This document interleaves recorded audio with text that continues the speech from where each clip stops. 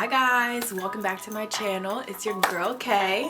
Welcome back. If you are new, welcome to my channel. Welcome to the sisterhood. This is where we are journeying through life together and we're just empowering each other and keeping each other accountable to push through and keep going through any obstacle or challenge that we face in order to step into who God has created us to be. So if you're interested in joining a sisterhood like that, come on and join in. Don't forget to like, comment, and subscribe, of course. And if you are a returning subscriber, hey, it is so good to see you. And without further ado, we're gonna get right into this video. So yeah, let's go.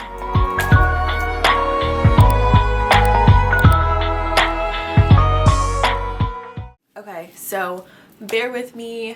You know, it's springtime, summertime almost, and my allergies they've been set off today. And I was like, nope, I am going to record this video because it needs to be recorded. So I didn't know what I wanted to speak about today. I didn't know what God wanted me to speak about. But what came to my heart the most was the healing girl era. It's the era that I'm currently in, and I'm sure that a lot of you women are in the same era or about to be. It's all about healing yourself and taking time to fill yourself up, to heal ourselves from the trauma, from the things that happened to us, from the things that people may have done to us, dealing with certain emotions, anxiety, depression, all that stuff, anything that is wrong or like going wrong in your life or has affected like things from your past that's now affecting your future. We are in a healing era. We need to heal ourselves so that we can be whole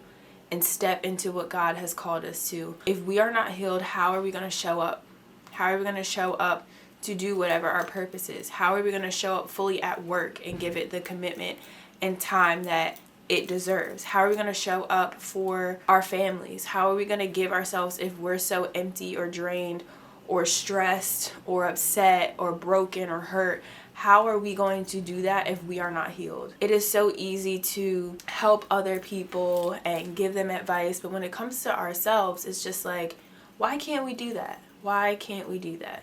We can see so clearly everybody else's problems, but when it comes to looking at yourself and being self-aware and really trying to figure out how can I get from here to where I want to be, that seems to be the struggle. So this right now is healing girl season. It is all about healing everything that needs to be healed so that we can move forward and be happy, be free of all that, because it's so hard to carry all of that. It literally weighs you down. It feels like you have someone or something on your back, and we should not be living like that. So what kind of brought this to mind is I listened to a sermon by Darius Daniels, and it was called Managing Meltdowns. I'll leave the link down below. I watch sermons every day. I'm in my Bible every day because that is a part of my healing in my life. I cannot do each day without God. I was listening to this sermon, and what stuck out to me, which is what I want to talk about today, is he was talking about Timothy chapter 4 verse 14. So I will read that real quick. It says, "Do not neglect the gift you have, which was given to you by prophecy when the council of elders laid their hands on you." Do not neglect your gift. How many of us, and I'm talking to myself, can think of something that you are good at or you know is like one of your gifts that you're not using? Think about why you're not using it. Think about why you're not putting time into it. Is it because you don't have the time? You're stressed out doing other things? Why aren't you using the gift? He mentioned God gives us all gifts. When we practice and put in work towards our gifts, they become skills. Then when we keep practicing and keep using them, our skills, we turn them into something that we now master, and we're on a mastery level. That's where God wants us to be. He mentioned some of us are very skilled, but we're unable to soul keep. Soul keeping involves your mind, your will, your emotions, your imaginations, and your affections. That's everything. That's everything. The heart, he was saying that a lot of us put up walls. If something happens to us, wall. Or little by little, things keep happening, you keep building up walls. I can say that's one of the things that I struggle with. If something happens, I'm just like, you know what? Behind this wall, I'm protected. I don't have to worry about that. But there's been certain areas in my life where I notice, okay, well, I put up a wall But how do I get that down? How do I let someone in? How do I trust somebody for me to let down that wall to come and have access to me?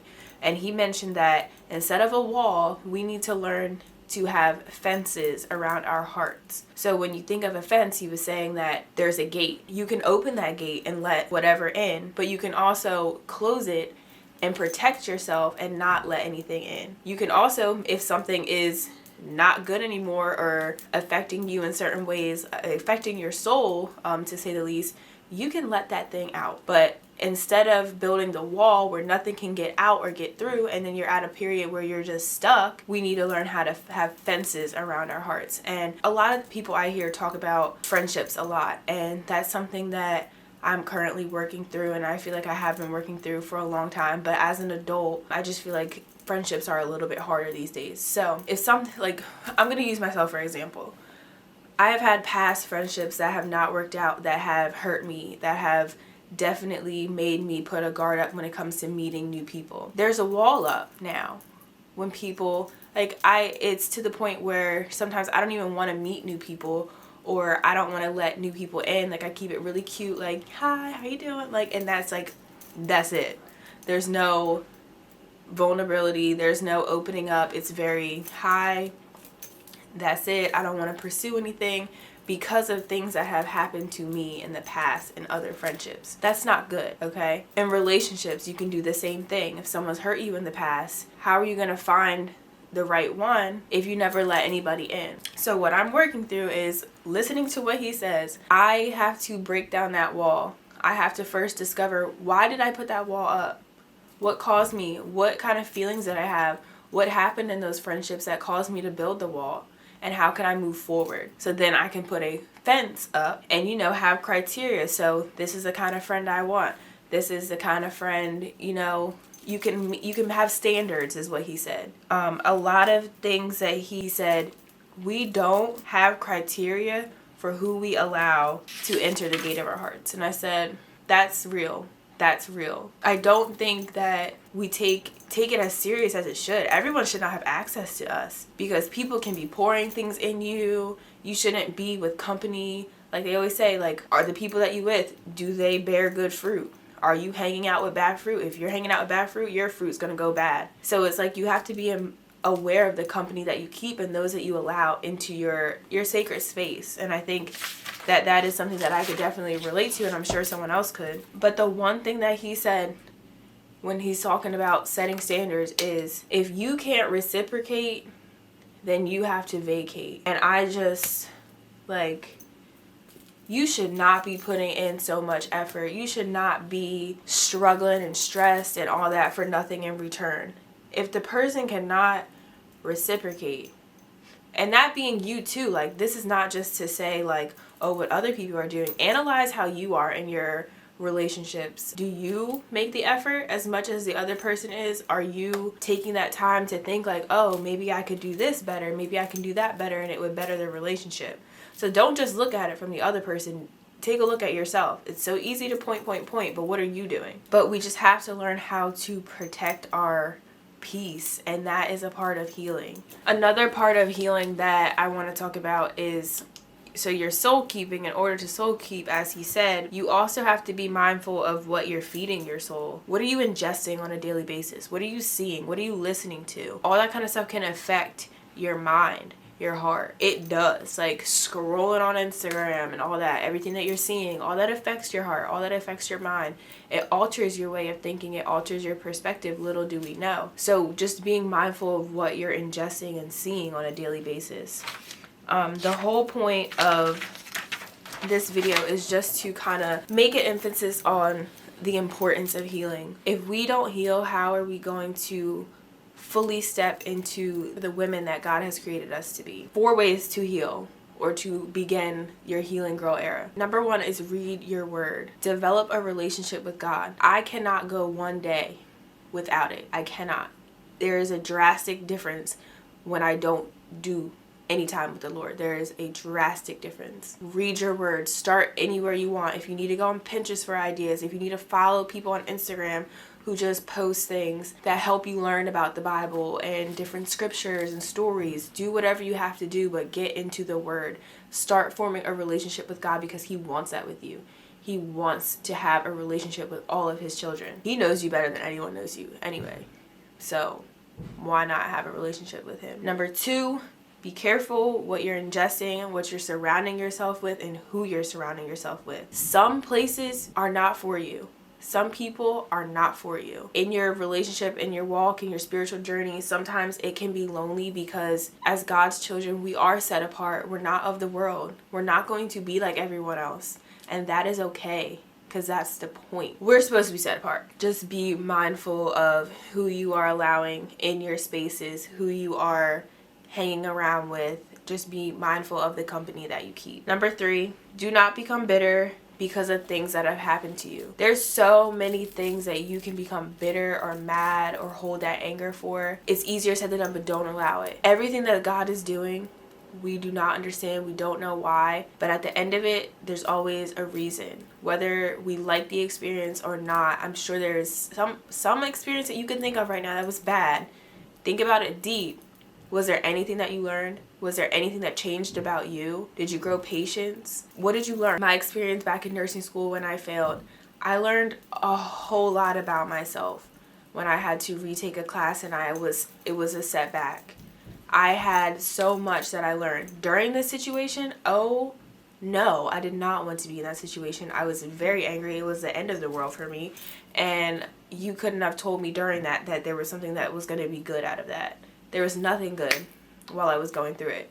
But when I look back on it, I'm like, okay, God set me up for this for a reason. This is what I got out of it. This is what I learned. And now I'm where I am today because of that. Because if none of that happened, who knows where I would be. I don't think I would be in this current situation that I'm in now. Like, where I work and where I live, like everything. It all was for a reason. Everything that God has done, he's doing it for our good, whether we realize it or not. That's not our job. And then number 4, soul keeping. We need to learn how to take care of our soul, how to protect our soul, how to not let things get in there and stay in there that are not supposed to be. Building a fence and establishing boundaries. What I am currently going through, as far as like my devotionals, I picked up this You're Gonna Make It by Lisa Turkis, and it has been absolutely amazing. It is a 50-day devotional, and it has a morning devotional and a night devotional, and it has been amazing. And it is specifically to unrush your mind, uncomplicate your heart, and experience healing today. So if you don't know where to start, I would highly suggest this book. And then also with healing just comes with setting boundaries for ourselves. We can become so exhausted doing things for other people or allowing other people to do things to us and feeling bad about it.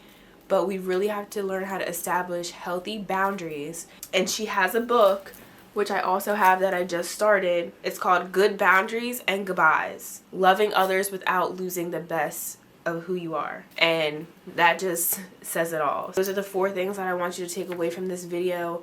As we journey into all these videos, I hope that you can relate and learn just as I am. Like, we're doing this together. This is you holding me accountable and I'm holding you accountable, and we just lifting each other up and continuing to push through and get through this life. It's not going to be easy. We are going to have hard times. We're going to have things that happen that we don't want to happen, but it's what we do after. You can stay stuck.